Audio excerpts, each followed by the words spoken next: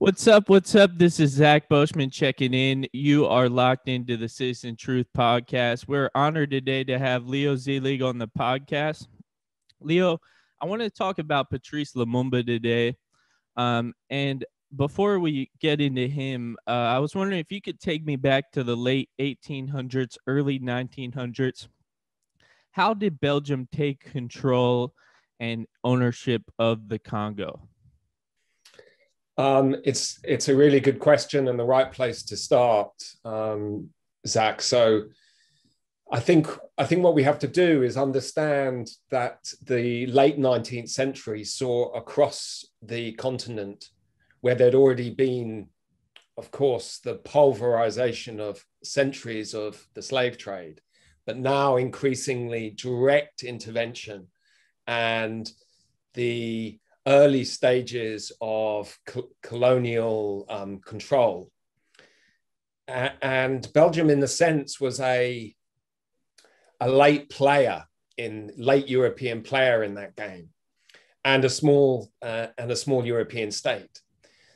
The driver initially was through imperial adventurers who would chart new territory on the continent, essentially kind of bounty hunters seeking imperial plunder, resources. In the case of the Congo, it was largely carried out by Stanley, a dreadful man with determination to explore the Congo and understand its wealth in the 1860s and 1870s. He then really went with an inventory of the wealth of the Congo to European powers, seeking a sponsor who could take direct control of that wealth to deepen the plunder of that massive central African country. So the Belgian king saw an opportunity as a late player and initially took control of the Congo as a personal possession. You know, that this wasn't even the full state control, but almost the private back garden of the king as a strategy for enriching the royal purse. And that was a devastating process in the 1870s, taking over the treaties which had been negotiated by Stanley and others. That became formalized in the famous Berlin Conference in 1884, 1885, where European powers who'd been fighting each other for control of the continent finally sat down to discuss how that continent could be partitioned. And it was after that conference, so 1885 and on, that gradually Belgium, still under the control, the Congo still under control of the royal family of King Leopold, became formalized. And eventually, later on that century, in the start of the 20th century, it actually was handed over to the Belgian state. So that's the broad contour of that period of colonial and imperial occupation of the Congo by the Belgian state. So I was wondering if you could go a little bit into what were the colonial conditions like in the Congo? Really good question, and absolutely diabolical. The major revenue source, the major bounty and plunder from the Congo was from rubber tapping. So huge expansion across the world in the use of rubber, the great source of rubber, of course, from the Congo, and particularly from the large number of trees, tropical trees that could be tapped for rubber. So this became a driver for the Belgian state, and the great historian Adam Hochschild has written King Leopold's Ghost, which gives some fascinating and terrifying statistics for what Belgian rule meant in the early part of the 20th century, in the late part of the 19th century, under their control, which was a brutal regime of rubber exploitation, almost slave-like conditions, where people were forced to tap rubber on pain of death. Frequently would go missing, would have their hands removed if they didn't reach the quota. And Hochschild's account states quite clearly that by the end of the first decade, and there were huge international campaigns and social movements actually, but by the end of the first decade of the 20th century, the Congo had lost something like 10 million people to that trade in a 20-year period. So an astonishing rate of colonial murder, of genocide. So I think around 1925, Patrice Lumumba is born. What was his upbringing and schooling like? His is a remarkable story, as is everything about his life, really. He was largely self-educated. He received rudimentary education in a mission school. He took himself off fairly early to a regional capital where he did his utmost to teach himself French and improve the French that he'd learned at school, which was only very basic. And French, of course, the language of the colonial state, was the key entrance tool for all formal jobs and respectable jobs. So he became a figure in what was called the Evolué society. So this was someone would come out, Evolué. Yeah. So he forced himself really onto that track. But there's great descriptions of his adolescence when he's already left home, and that he's working initially as a postman or in the post office, but that he spends every night in the very poorly stocked library, forcing this regime of education and reading. And so, of course, it develops from there, which we might want to discuss. Yeah. So it seemed like you wrote in your book that he didn't necessarily have access to a lot of radical texts, right? Things were fairly censored. So what was his political awakening like? What was that process like? It's a fascinating story, and the first thing that we have to understand about the Belgian Congo is that it was described at the time as the empire of silence. So strict censorship, very limited ability to move on and move forward in that society with someone as bright and brilliant as Lumumba. And it meant that you were stalled at every opportunity. And of course, the reading of newspapers and books was also incredibly limited. So as we will probably discuss later on in his life, he was accused of being a communist, which was of course laughable. There was no access really to communist literature. So his development was all the more brilliant for that, but also halting.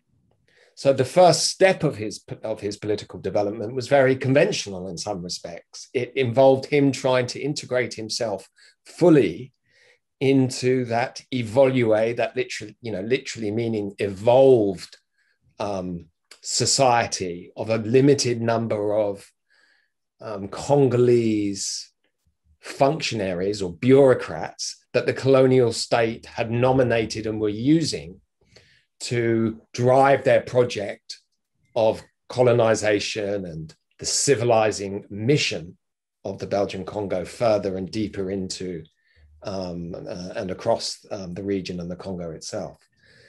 So he moves quite quickly through the 50s into a respectable position, trying to achieve promotion through the ranks of that evolue track to becoming radicalized as the movement for national liberation develops around the continent and the Congo itself. So it's quite halting. One thing that I should probably say is he's arrested and thrown into jail, arrested for alleged fraud in the post office. And this is a dramatic experience. You know, huge pressures on the Evolue to appear European. They're trained by European officers and officials in how to use knives and forks and to behave like proper and civilized natives. A diabolical and humiliating process. But the consequences of that track, of having to do that, feeling yourself obliged to do it, was that there were huge expenses as well, beyond what you would earn as a bureaucrat in a state colonial post office. So Lumumba's thrown into jail. He writes a book in jail, which is fascinating, and it really captures this sense of Lumumba at the crossroads of the evolue and respectable path to transformation and something more radical. So he's both saying, we need Belgium on side, we need to develop a path to our own national liberation, but that's likely to be 10, 20, 30 years off. And we need to relieve some of the pressures that have been put on us by this colonial project. So it's a very interesting, but very ambiguous book. After he's released from jail, he breaks quite quickly, radicalizes quite dramatically with that movement, which is bubbling up from the bottom of Congolese society as that society faces the repression and the violence of the Belgian state. So is that when he gets out of jail, is that when he becomes like a leader of the MNC party? That's right. So the National Congolese Movement, or the Mouvement National Congolais, and it's a pre-existing party, and in some respects has a whole combination of different opinions inside it.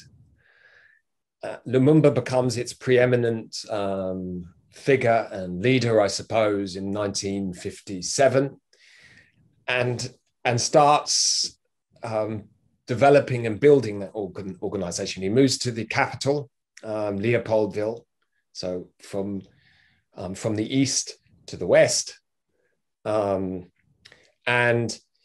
that movement, as Lumumba, as its organizer, begins to develop, it radicalizes in a fascinating kind of dialectical moment. It radicalizes him, and he develops the movement and gives voice and articulation to that anger and that popular feeling on the ground. So very quickly after the public imprisonment, the publication of his book, he becomes this spokesperson, not for a tapered national liberation and independence, but a dramatic and immediate one. And of course, he attends, there's a great Pan-African moment in the late 1950s across Africa. And Lumumba, perhaps more than anyone else, is radicalized by that. Manages to get to Ghana, that achieved independence in 1957, gets to the Conference of Independent of not independent states. There were two conferences that year, in fact, of Pan-African colonial states still fighting for their independence in December 1958. And of course, this was an amazing gathering of revolutionaries, of nationalists of all different persuasions. The great revolutionary Frantz Fanon is there. He meets Lumumba. So this accelerates even further Lumumba's radicalization, which of course he then takes back, like no other person could, the experience of that continental wave of freedom. So it's a fascinating and exciting trajectory, which Lumumba was a vital part. So they were able to petition Belgium, right, and get the independence to happen relatively quickly. And Lumumba's party ends up winning a large portion of the vote, right? So Kasavubu becomes the president, and Lumumba becomes the first prime minister. That's absolutely right. And it's a tense process. Waves of radicalization, crackdown in January 1959 across the Congo and Leopoldville. Here's something I found on the web. Apologies. According to wikipedia.org, major rights for... No worries. Sorry for that. The hazard of having one of those terrible devices. So there's waves of radicalization in that last 2 years. Independence comes in 1960, but the mass of Congolese society is beginning to move and to become mobilized. And Lumumba really is able to express that better than anyone else. And the Belgian state are terrified. So there's efforts, still pushing for a longer transition. The Belgian state clearly sees Lumumba as a radical and radicalizing figure that they have to try and stall. They don't succeed in doing that. They lock him up at the end of 1959. He's released because the roundtable discussions, which are being held in the Belgian capital, Brussels, refused to go on with other delegates from other movements, refused to continue without him. So he's released, saved really by that protest. He then leads runs rings around the politicians, the Belgian politicians, in January 1960. And then there's a very fast timetable in the first half of 1960, remarkable.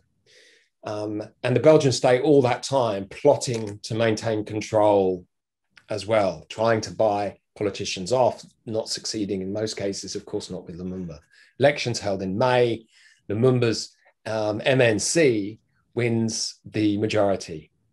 But with this sort of compromise makeup that you've just outlined, Zach, Kasavubu is President, Lumumba prime minister.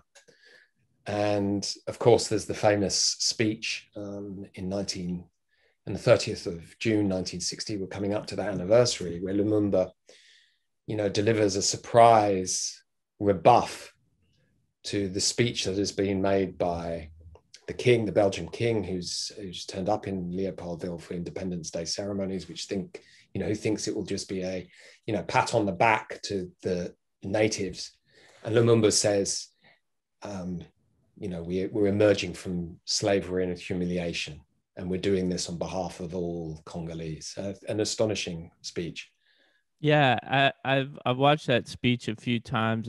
It's really amazing, but it doesn't really seem that radical. He just seems like he's talking about the conditions, terrible conditions of colonialization. So, do you think that speech is what made him a target for Western powers, or do you think it was before that they were kind of labeling him as a radical?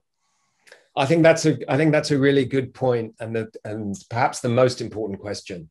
I think to be honest, the Belgian state weren't too frightened by it. I mean, a lot of people say otherwise. They were definitely humiliated. There was a standoff afterwards. In terms of protocol, Lumumba hadn't been due to speak. And he realized, as a political leader and speaking to over the heads in the sense of the official ceremony in the capital, he needed to address, because it was broadcast on the radio, the Congolese who'd fought and died and struggled for that independence. So he was giving ownership to the Congolese to some extent. So great political move. And it was delivered, it was a surprise delivery. So that surprise, of course, shocked the colonial power. But I actually think across the continent, colonial and decolonizing governments and powers were quite used to leaders speaking left and then delivering the compromises and the sellouts after independence. So I don't really think that was a deal breaker. It would have certainly worried some of them for some days, but there was still the hope that major interests in the Congo, the huge wealth and resources of the Congo, which had been in the hands of the European power, were not going to be disrupted, were not going to be removed. Yeah, so let's get into that.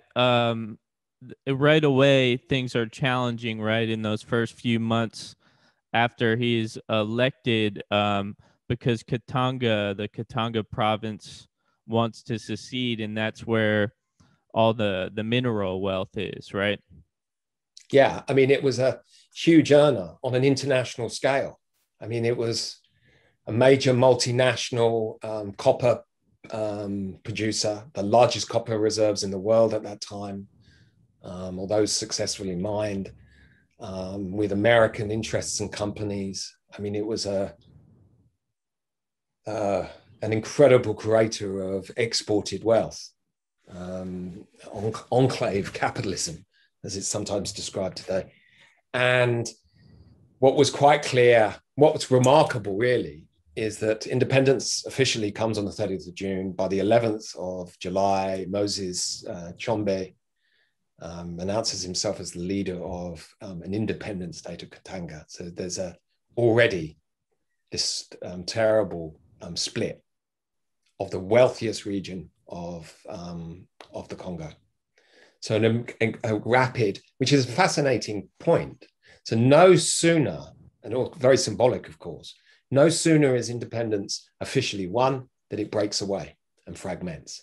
And there's a picture there, a pattern to what independence looked like really, perhaps less dramatically across the continent. And this was 1960s, so still fairly early in terms of that wave of national liberation.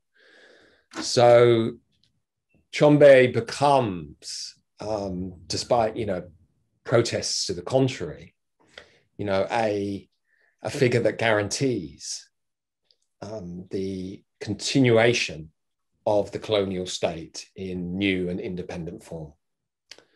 So that's one way that independence unravels. I mean, there's all sorts of other things that happened, including a mutiny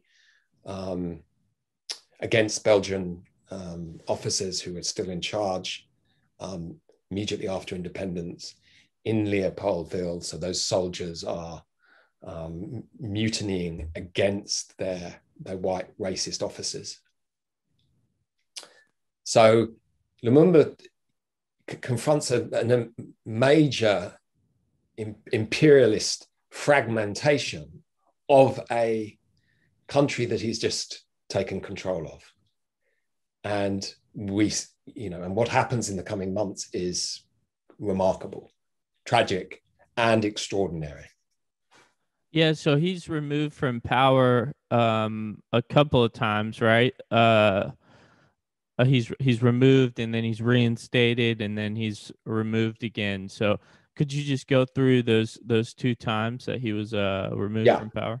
Yes. So what you have from July to, I mean, all sorts of fascinating stories here, but from July through August, you have this incredible movement as the Congo is fragmenting, because you have another succession. And Lumumba and Kasavubu to some extent, reluctantly, but Lumumba rushes around the country in a desperate attempt to hold the country together, to develop his forces, to protest against the fragmentation of the Congo.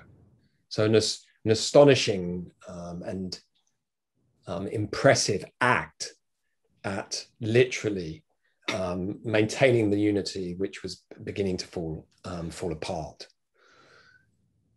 He holds a conference, tries to internationalize the crisis in the Congo, as it's already being called at that point, calls in the United Nations, of course, which is a tragic and terrible mistake, which we will talk about, and holds a Pan-African conference, part of that wave of continental radicalization that I was telling you about, with figures coming from across the continent to try and bring together Pan-African forces that can defend Congo's freedom. He's let down, I think, tragically by Kwame Nkrumah, who's the independent leader of Ghana, who gives him advice which is incredibly problematic, not least to leave things in the hands of the United Nations. So then the coups that you're talking about, on the 5th of September, the president Kasavubu shows his true colors and announces that he's dismissed Lumumba. The United Nations closes all airports. Of course, Lumumba have called them in to defend the sovereignty of the Congo, theoretically, which of course they don't do. They defend the division of the Congo. And then Mobutu, on the 14th of September, Mobutu had been a lieutenant and important supporter and ally of Lumumba in the early days, now forces himself onto the center of the political stage, and he announces the neutralizing of both Kasavubu and Lumumba, who had formed separate in just the days between that first removal of Lumumba, had formed separate factions in the parliament. So you have stalemate, and worse, with Lumumba placed under protective custody by the United Nations. So Mobutu took power at that point. Yes, Mobutu, with a number of others, becomes a key player, and there's very good evidence to show that he was doing this work categorically on behalf of the American money, so imperial and I was going to ask you that because William Bloom, in his book Killing Hope, he says that the Mobutu coup was designed by the United States. Did you come across that at all in your research? Yes, I think there's very good evidence for that. The fantastic, perhaps the best book that's been written about this period, Ludo de Witt's The Assassination of Lumumba, which is an astonishing expose of the imperial machinations that led to the murder of Lumumba, but he makes it very clear with plenty of evidence of Mobutu's role and the money, of course, that he took to carry out that second removal, as you've mentioned, on the 14th of September. Do you have like 10 more minutes? Yes, that's fine. Absolutely fine. Awesome. I appreciate it. I have a couple more questions I want to ask you. So after he's removed in the second coup, the West still sees Lumumba as a threat while he's kind of on house arrest, right? So could you tell me a little bit about the CIA poison plot? Yeah, I mean, this is fascinating. Probably at about this point, when it was clear that Lumumba wasn't going to sit quietly, that he was still a rallying call for a mass movement that was reasonably mobilized or ready to mobilize in his name, it became clear that Lumumba who couldn't be removed by constitutional or extra constitutional means would need to be eliminated. So it's at this point that you see a number of different plots. And I'm not sure of the number, but certainly 4 or 5. You know, there was an important American one. The British, of course, were interested in his physical elimination. The Americans, using their agent, Larry Devlin, who was based in the Congo at the time, explored a number of different ways that Lumumba could be removed. And, you know, there's interesting details about that. What's important to remember, however, which is often forgotten, so despite this almost universal desire among former colonial powers and the United States to remove and eliminate Lumumba, even though now he'd been, you know, separated from political power and cut off from speaking to his supporters through the radio, which was now under the control or occupation of the United Nations. Have no illusions in the United Nations, comrades.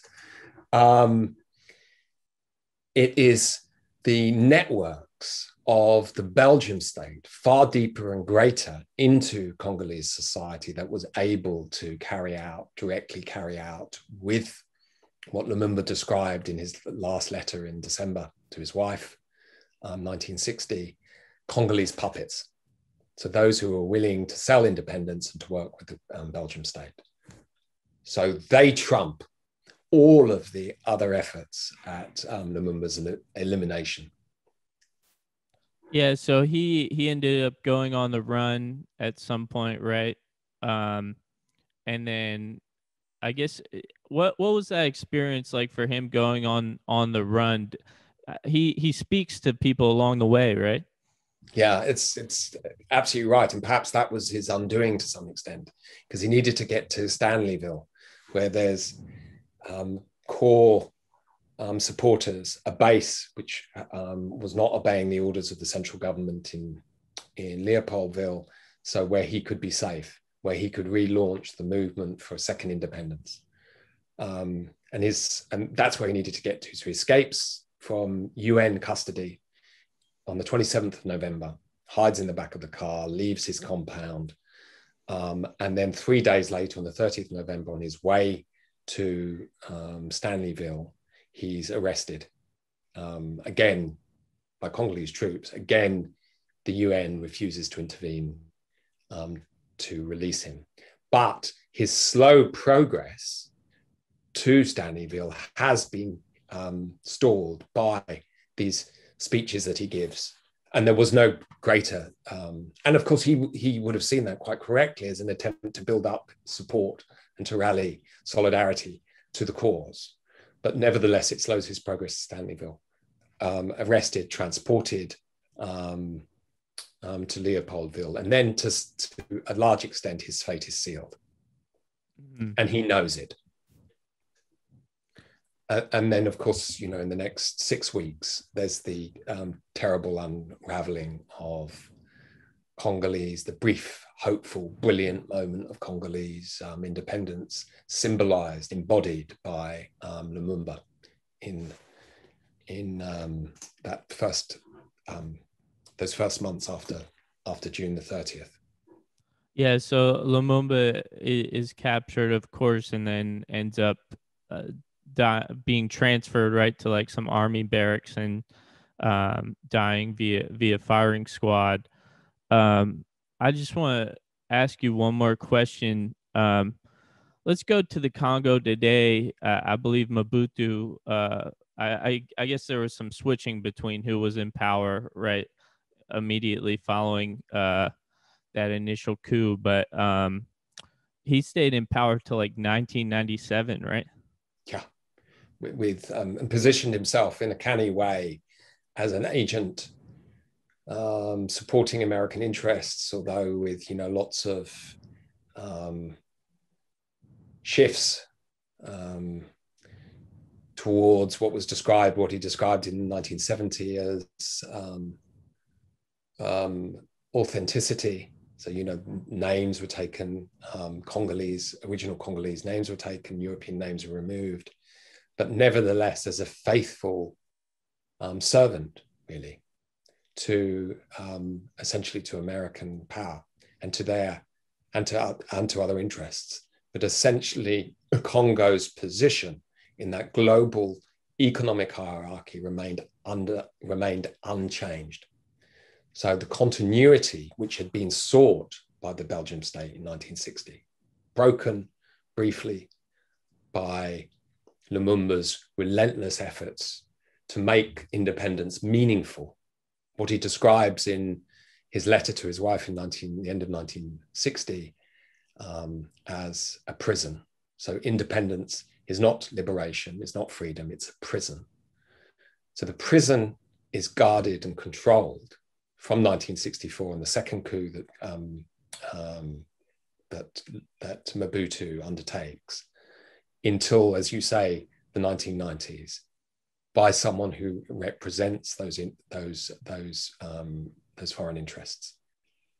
And the Congo, the Lumumba story isn't over. I mean, there's an incredible movement through the 1960s fought by great freedom fighters like Pierre Mulele, even for a time by Anton Gizenga, who take up the mantle of Lumumba's politics, forming popular governments in the Congo, in Stanleyville, fighting the mercenary South African racist mercenaries, the Americans and the French, who are fighting against this attempt to rally the forces for real independence that Lumumba represented. So Lumumbist forces, which aren't finally broken until about 1965. Some people say even later than that. There's another story which we don't have time to go into really, but of the mass movement in Congolese towns and cities that breaks out in 1990, continues until about 1997 and comes very close to unseating Mobutu and his cronies from power. That's an astonishing story, largely an urban one, but inspiring. Yeah, so companies like Glencore have been accused of using child labor more recently. Just this one last question: do you think things would have been different today had Lumumba not been removed from power and assassinated? It's a great question, which is one that I've pondered over for quite a long time. You see, what Lumumba was able to do is chart literally the perimeter of independence, what it could do and what it couldn't do. And what's remarkable about him is that he radicalized, didn't cave in, accepted that he might have to give his life, but that he radicalized with those moments in Congolese history, tightly compressed in that year, 1960 and 61. And those limits that he describes brilliantly as, the curse of independence, the failures of national liberation, ideas, of course, that were being worked out by Fanon, his comrade in arms, who published, of course, in 1961, The Wretched of the Earth. But, in some ways, there had been a practical working out of these issues by Lumumba and the early stalled independence that he represented. So what would have happened if Lumumba hadn't been murdered, somehow had managed to maintain control of the Congo? We don't know. It would have required efforts at further radicalization across Congolese society. It would have involved a Pan-African, and this was a point that Fanon realized, a Pan-African effort to stand up and organize against the might of international northern former colonial power and corporations, and to stall the ability to to intervene and break a meaningful national liberation. So that would have, that those ideas were bubbling under the surface, were always present in, what Karl Marx described as the social movement in general. So you have national independence, but actually reality is you had extraordinary class forces, always bubbling, always pushing often these national movements further. So it would have required a different type of national liberation, one which was pan-national and international in scope. And there were those politics in different forms, in different movements were developing. So there would, of course, have been possibilities. It was going to be tough. Leo, thank you so much for writing the book, and thank you for spending this time with us this morning. No, it's been my pleasure. Thanks for the invite, comrade.